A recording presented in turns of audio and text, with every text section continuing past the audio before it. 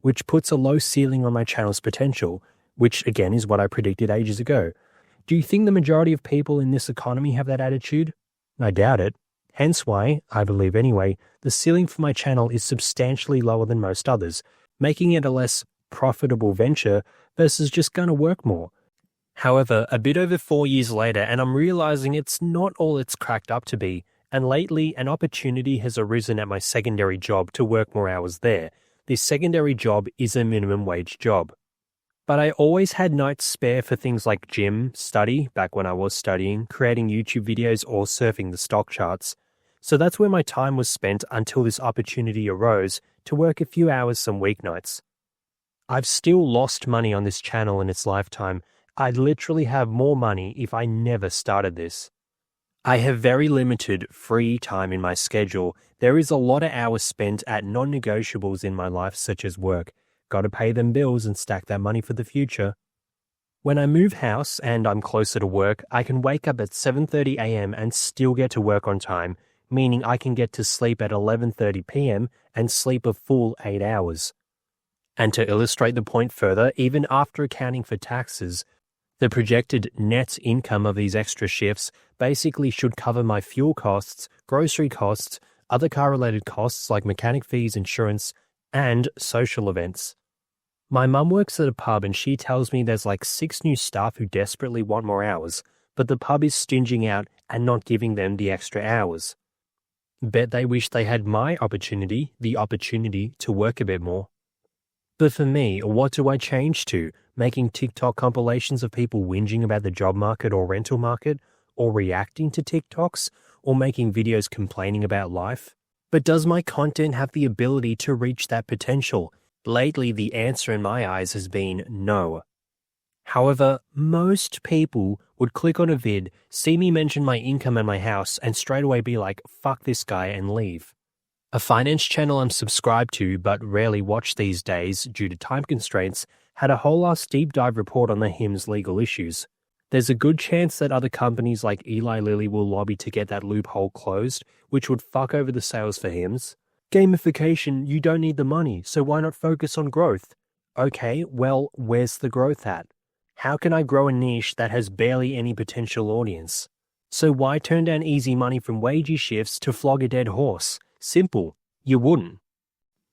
If you've spent any amount of time in the whole personal finance related realm on YouTube, you've more than likely come across videos on entrepreneurship. Screw the rat race, hey? Working is pointless, it gets you nowhere. Stop trading time for money, yada yada. A common solution to this problem is to start your own business.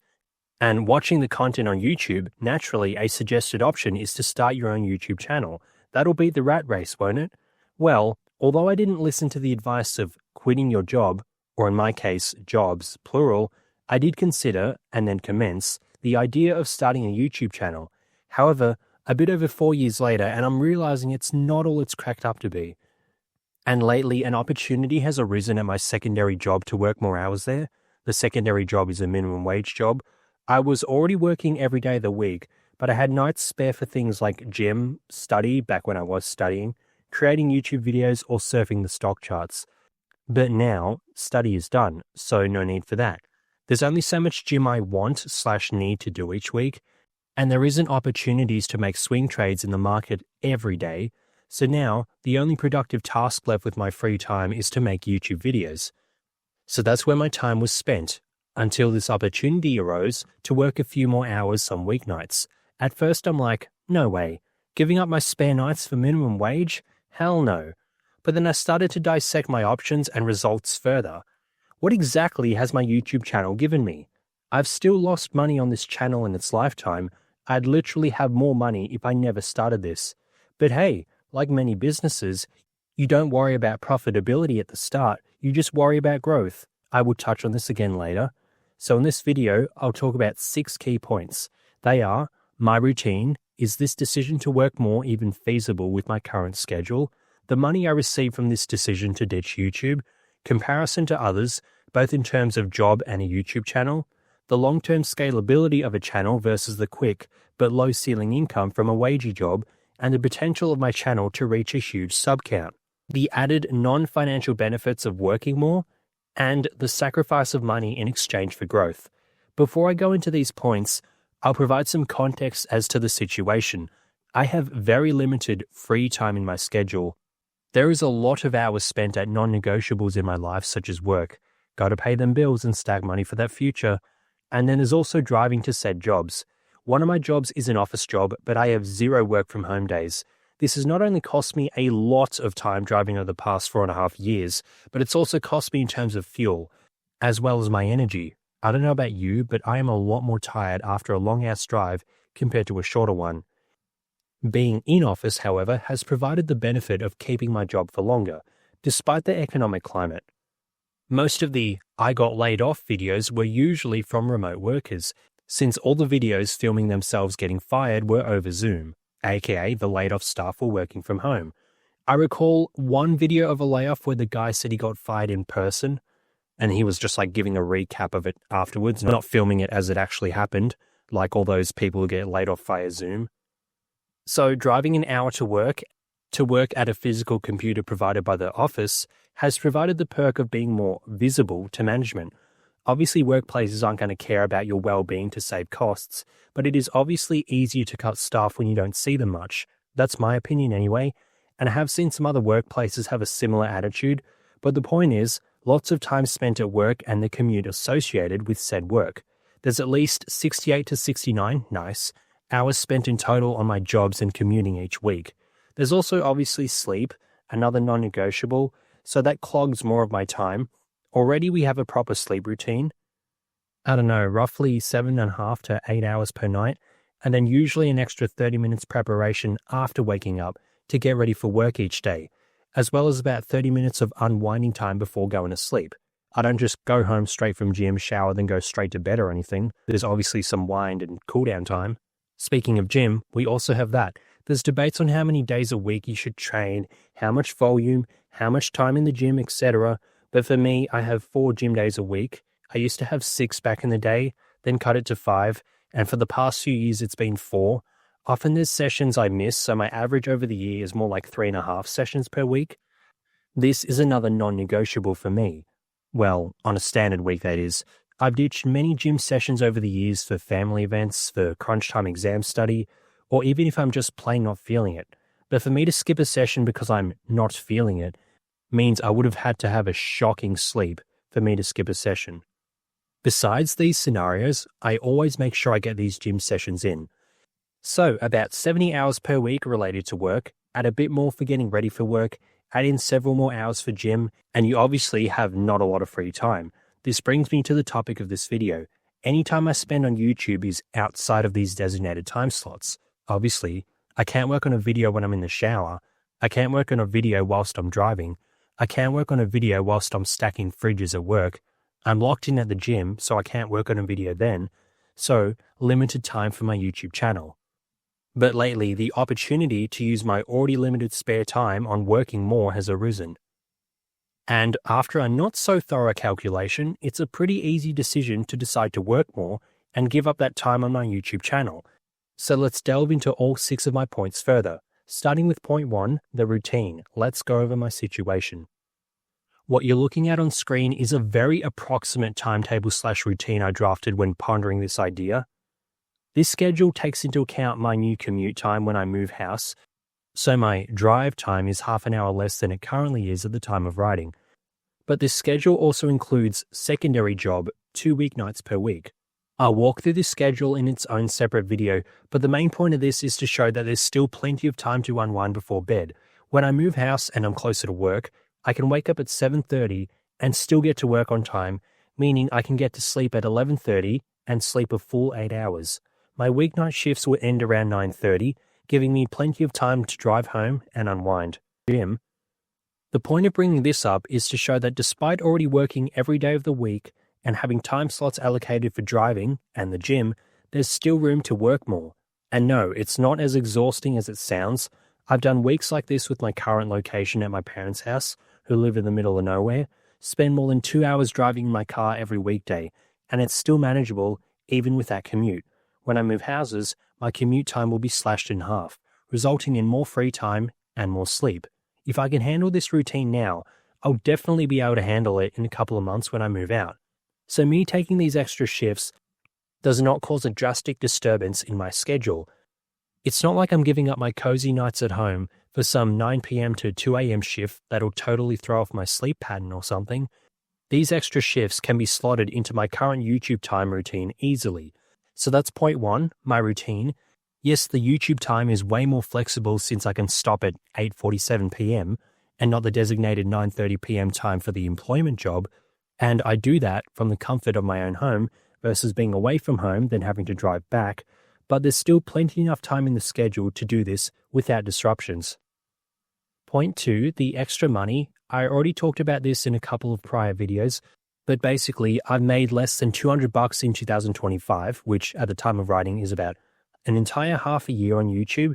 Meanwhile, taking up these extra shifts results in an extra $267 a week when you take into account retirement funding.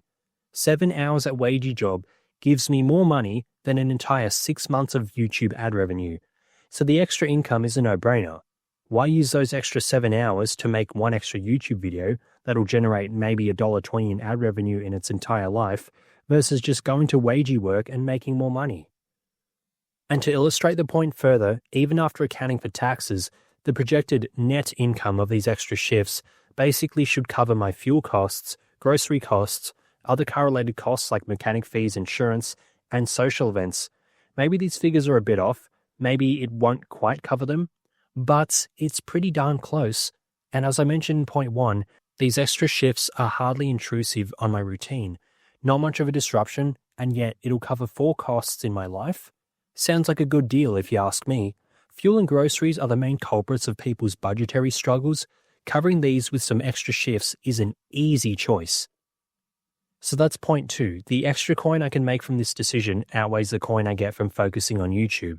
In a recent video, I mentioned I had 44 videos uploaded in 2025.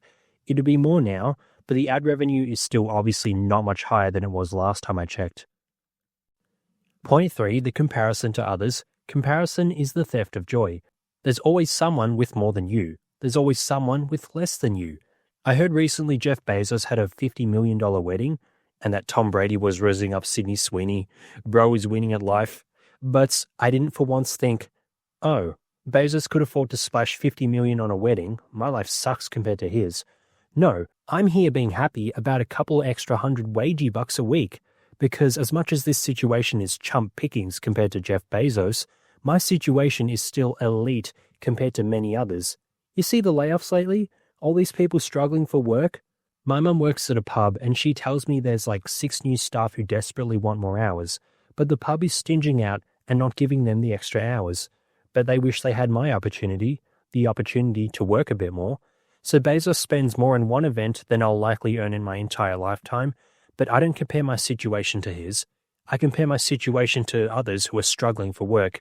Seems haterish, like lol, I got work and you don't type of thing, but you simply got to be grateful for what you have. Now that's a comparison in terms of my job/money. As for the YouTube channel, it has grown in 2025, but by 200 to 300 subscribers. Again, comparison is the theft of joy, but I see so many other channels just exploding in sub count.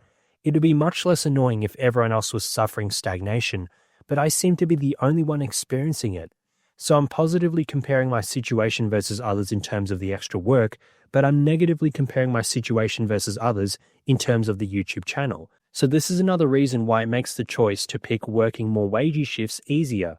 Channel isn't growing anyway, no matter what I do, so I'll work a bit more instead. Yeah, videos take an extra week to get completed now, but who cares? Not like those videos are going to get new subs anyway. Yeah, the vids generate ad revenue, but as mentioned in the prior section, ad revenue is chump change when your channel is as small as mine, and you can make way more by simply just working for the man. Point 4, scalability. Is it possible to make $200,000 a year as a non-manager at a wagey supermarket job? Fuck no, not even close. Is it possible to make $200,000 a year from ad revenue from a YouTube channel? Yes, absolutely. The ceiling is way higher for YouTube than it is with a wagey job. So why choose a wagey job? Just grind at YouTube for the higher ceiling? Well, as I said before, shit's not growing anyway. If you're in a cut at the gym and you wait stalls for a month, do you keep doing what you're doing or do you change things up Example, cut calories and do more cardio. Exactly, you make changes to what you're already doing. But for me, what do I change to? Making TikTok compilations of people whinging about the job market or rental market, or reacting to TikToks, or making videos complaining about life? I predicted this ages ago with these two videos here, but little did I know how true these videos turned out to be. If you didn't watch them, the gist of these videos was the way to grow on YouTube is to either complain about life or react to people complaining about life. Misery loves company, and cope is going to cope. So people come together to cope about life with whingy content. Copification of life. So this is a clear way to grow a channel. So why not switch to this gamification? Why not just start complaining about life? Well, I can't. Shit's going real well for me lately. How can I complain about stuff?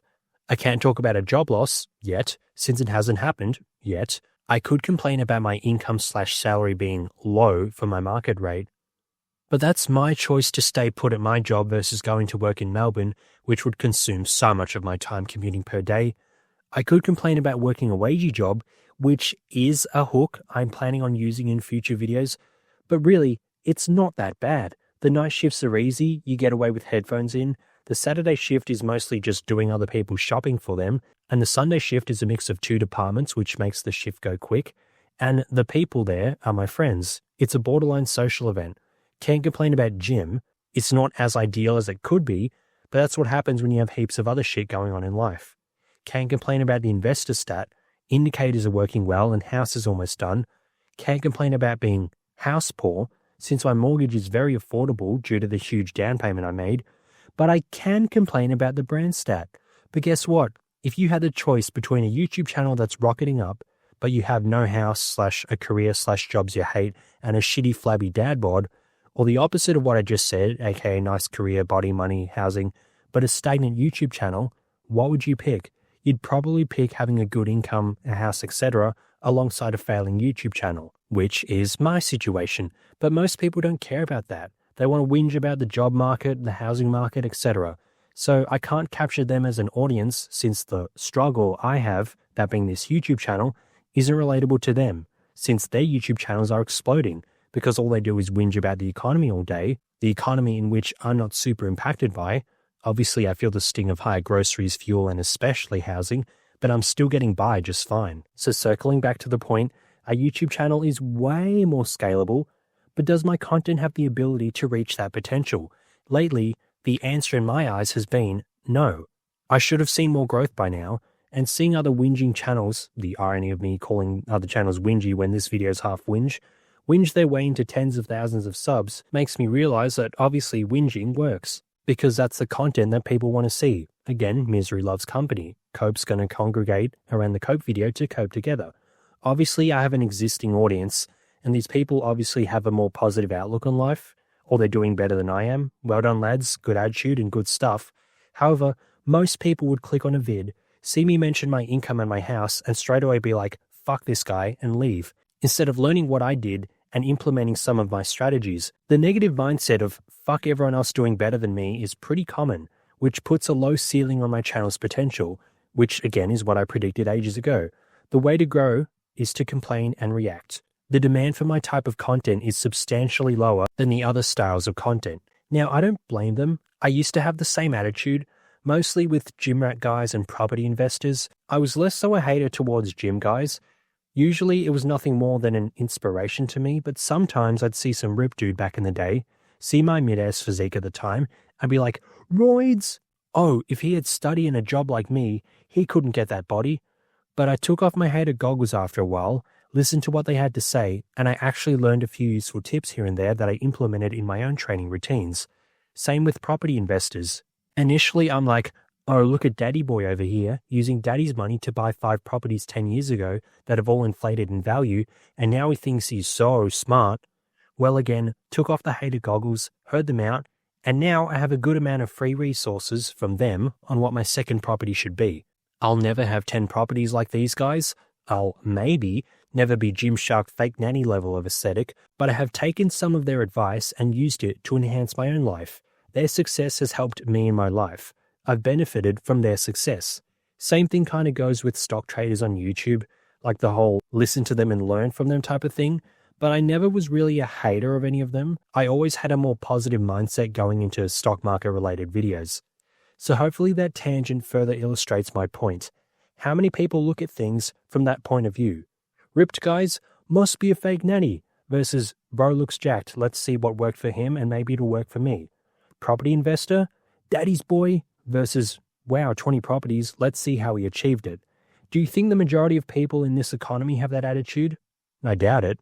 Hence why, I believe anyway, the ceiling for my channel is substantially lower than most others, making it a less profitable venture versus just going to work more and using that money from work for further non-YouTube related investments like paying off my mortgage faster or pouring more money into the markets for swing trading purposes. The TLDR of this section is, yes, YouTube channels have way more potential than a wagey job, but given my niche and given how well things are going for me and given how badly most people are doing, they want nothing to do with my content. Hence, they don't subscribe or watch, hence the stagnation of my channel.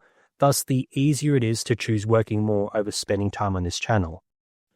Point 5, the added non-financial benefits of working more. So at wagey job, I'm walking around, which gets the blood flowing and burns calories. Pretty useful during a cut. I don't know exactly the amount of calories I'd burn in a 3.5-hour shift, but if it's like 200 calories, that's huge. That's an extra 50 grams of carbs I can eat. And if you've ever been ripped before, you know how valuable those extra calories are. Whereas if I was working on YouTube, I'm sitting on my ass on the couch, no calories burned. There's also listening to finance stuff. I do this anyway, but I listen to more of it when I'm at work, since if I'm at home, eventually I'll just listen to my main finance channels like Stocked Up, Click Capital, Options Drops, Traveling Trader, Influential Television, and ignore the rest and then like listen to my voiceover for audio stutters or something. But can't do that if I'm at wagey work. So at wagey job, I'll listen to more finance channels. The ones I'm subscribed to, but I usually never listen to since I always have other stuff to do versus at wagey job where I may as well just listen to more finance stuff. And this example could be outdated by the time you're watching this video, but the stock HIMS plummeted after Novo Nordisk cancelled their collaboration, and they implied HIMS was breaking the law. Now, a few of my main finance channels like Options Drops and Influential Television were talking about how HIMS was a good buy around those lows, which did turn out to be a good trade in the short term. We'll see going forward. However, Daniel Pronk, a finance channel I'm sub to but rarely watch these days due to time constraints, had a whole deep-ass dive report on this HIMS legal issue. I won't go into it since this video isn't a stock analysis one, but basically there is a legal loophole that it seems HIMS is exploiting, and there's a good chance that other companies like Eli Lilly will lobby to get that loophole closed, which would fuck over the sales for HIMS. I only knew of this because I had an extra wagey night shift during that time. I only listened to this video because I was at work. If I was at home, I'd be working on a YouTube video instead of sussing this. So wagey shifts like this allow me to hunt further for tidbits since I'm more focused on YouTube at home. So working wagey shifts over the YouTube channel work provides these additional benefits, that being calories burned and hunting for extra tidbits that help the investor stat. Last point, point 6, the sacrifice of money in exchange for growth. I don't need the extra income from wagey job. I'd survive just fine without it. And like most businesses, you focus on growth first, capture market share, then you worry about profitability. Kind of like real estate. Focus on capital growth, don't worry about rental yield. If you want yield, invest in dividends. That's a tidbit I learned from not being a hater of real estate investors. Thanks, guys. I've benefited from your success. And that tidbit was to focus on growth in terms of properties, not yield, because obviously properties grow more in value compared to stocks. The percentage returns are like somewhat the same, but obviously a $600,000 property going up 10% is $60,000. A $100 stock going up by 10% is only $10. You know what I mean? Gamification, you don't need the money, so why not focus on growth? Okay, well, where's the growth at? I have more than 2,000 subscribers. Pretty good. Would have killed for this back in 2021, but how many videos did this take me? More than 220 at the time of writing this script. Okay, that's not so hot so. Again, many other whinge and cope channels have way less videos and way more subs. How can I grow a niche that has barely any potential audience? I'm sure there's still a lot of growth left, but it's probably not even 20,000 subscriber growth, let's be real. Which would be fine with me anyway. The intention was never to get massively huge. But if this is my growth rate, 220 videos for 2,000 subs, I'm not exactly going to be in a rush to pump out videos if this is my growth rate. Many startups receive funding before they turn a profit because the growth is there. Still no profit on this channel, but unlike the startups, there's no growth here. It's like the saying, stop flogging a dead horse. The saying means just give up on something that's long dead. Although I'm not giving up, I think we got a dead horse here. So why turn down easy money from wagey shifts to flog the dead horse? Simple, you wouldn't. So those are 6 reasons why I'm choosing to work a minimum wage job over my YouTube channel. In the past, my schedule had a decently even balance of things, but now it's being more skewed towards work at the cost of the YouTube channel. I'm certainly not giving up gym time for work. That part is actually seeing progress. And there was a lot of complaining in this video. That wasn't the original intention, but I had to show the reasons why I'm picking a wagey job over working more on YouTube. If I'd simply said, because money, that doesn't quite delve into the full reasons why, since there's also money to be made on YouTube. I'm not giving up on it totally, as I've said, but it is going to be heavily deprioritized. Chances are I'll also actually gym more than my previously mentioned 4 nights a week too, since I'm going to be so much closer to a gym when I move house, since I'll probably need the extra volume or cardio to keep the gym cart going, leaving even less time for YouTube. To summarize, I'm choosing to work more wagey shifts because the money is much better than YouTube, the work itself isn't that bad, it doesn't ruin my schedule much, burns extra calories, lets me check more stock market stuff, low-key is a social event, many others would want to have the opportunity to work more, so I'll seize that opportunity while I can, and it's not like there is any incentive to choose YouTube over easy money anyway, since there is no growth and no momentum to capitalize on. What are your thoughts? Would you pick a wagey job over a YouTube channel? Let me know in the comments. Thanks for watching. That is all.